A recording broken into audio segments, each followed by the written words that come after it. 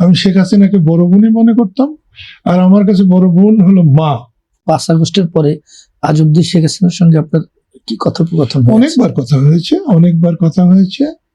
এটা সত্য যে আমি তার সঙ্গে প্রায় 10 মাস কোনো কথা বলি নাই, অনেকবার ফোন করার পরে। আমার স্ত্রী যেদিন মারা যায়, পরদিন আমরা কবর দিয়ে আমি যখন গ্রামের বাড়ির ঘরে বসেছি, এসে আমার বোনেরা ছিলেন, আমার ভাইয়েরা ছিলেন, লতিফ ভাই ছিলেন, সবাই ছিলেন। এ সময় হঠাৎ দেখি একটা ফোন, ধরার আগেই লাইনটা কেটে গেছে। মিনিট খানি পরে আবার ফোন। আমার তখন মনে হয়েছে ফোনটা আমার ধরা উচিত। আমি ফোনটা ধরেছি।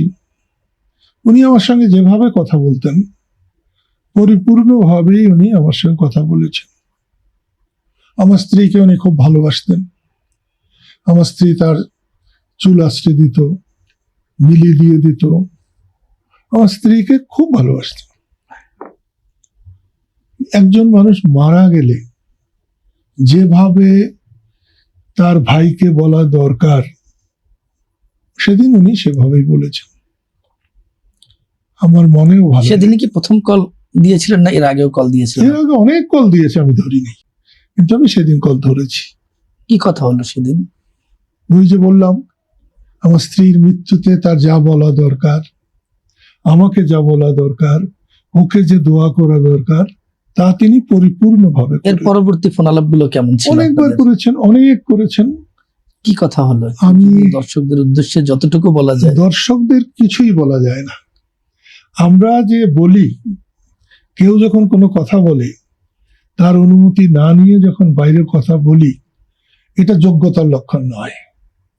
নিশ্চয়ই দেশের সার্বিক পরিস্থিতি নিয়ে আপনাদের আলাপ হয়েছে। উনি অনেকবার বলেছেন, আমরা যেভাবে পারি তোমাকে সাহায্য করব। বঙ্গবন্ধুকে মুছে ফেলা যাবে না, ভুল ত্রুটি আমার অনেক আছে। তুমি তোমার গুণে, তোমার ক্ষমতায়, তোমার অভিজ্ঞতায় তুমি যতটুকু পারো তুমি করো, আমরা তোমাকে সমর্থন করব। তার মধ্যে কোনো দায় মোচন বা অনুশোচনা একটা কথা আপনাকে আমি বলবো, আপনার কাছে মনে হয়েছে যে 77 সালে যখন ইন্দিরা গান্ধীর পতন ঘটে, ইন্দিরা গান্ধীর পতনের পরে বিহারে একটা দাঙ্গা হয়েছিল, বর্ষা হয়েছিল, তখন বন্যা। সেখানে উনি গিয়েছিলেন, গাড়িতে করে যেতে পারেননি, তখন হাতিতে করে গিয়েছিলেন।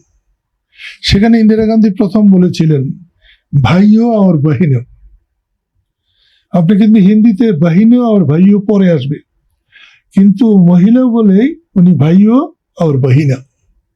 গলতি হো গিয়া, মাফি মাংতা হুঁ, মাফ কর দো। দর্শক যদি একটু বাংলায় বলতেন। অনেক দর্শক হিন্দি বুঝেন না, যে আমি নিজেও একটু ভুল হয়ে গেছে, বুঝি না বললেই চলে। ভুল হয়ে গেছে, অন্যায় হয়ে গেছে, মাপ চাচ্ছি, মাপ করে দিন, আর কখনো এমন ভুল হবে না।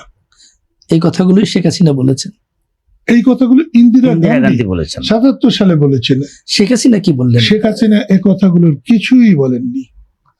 তার মানে তার মধ্যে কোনো অনুশোচনা আমি বলতে পারবো না, কিন্তু আপনি অনুভব করেছেন কিনা? আমি অনুভব করি, ভাই হিসাবে আমি অনুভব করি যে দেশের মানুষ, আল্লাহ রসুল, বাবা মার পরেই দেশের মানুষ।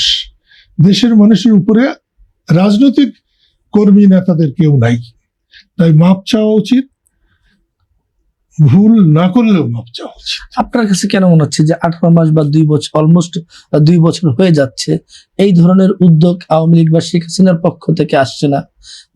উনি কি এখনো বাংলাদেশের মানুষের যে হৃদয়ের বেদনাটাকে অনুভব করতে পারছেন না? আমি কি করে বলবো? ওটা তো ওনাকে জিজ্ঞেস করা দরকার। আপনি তো আমার অ্যাক্টিভিটিস দিয়ে আপনি আমাকে বিচার করবেন, বিবেচনা করবেন। আমি শেখ হাসিনাকে মায়ের মতো সম্মান করি, যদিও উনি আমার থেকে 4 মাসের ছোট। এই জন্য করি যে আমার বড় বোন মারা গিয়েছিলেন। আমার 3টে সন্তানের মতো ছোট বোন আছে, রহিমা, সুসু, শাহানা। আমাকে বাবার মতো ওরা দেখে। উনি কিন্তু যেহেতু আমার বড় বোন ছিল না, আমি শেখ হাসিনাকে বড় বোনই মনে করতাম। আর আমার কাছে বড় বোন হলো মা, আর আমি পিতার সন্তান না, আমি মাতার সন্তান। আমার যদি কোনো শুভ বুদ্ধি, জ্ঞান, শুভ আচরণ থেকে থাকে, শুভ কর্মকাণ্ড থেকে থাকে, এ সবই মায়ের। এখানে আর কারো কোনো ই নেই। সেই জন্য আমি মেয়েদেরকে সবচেয়ে বেশি পছন্দ করি, ভালোবাসি।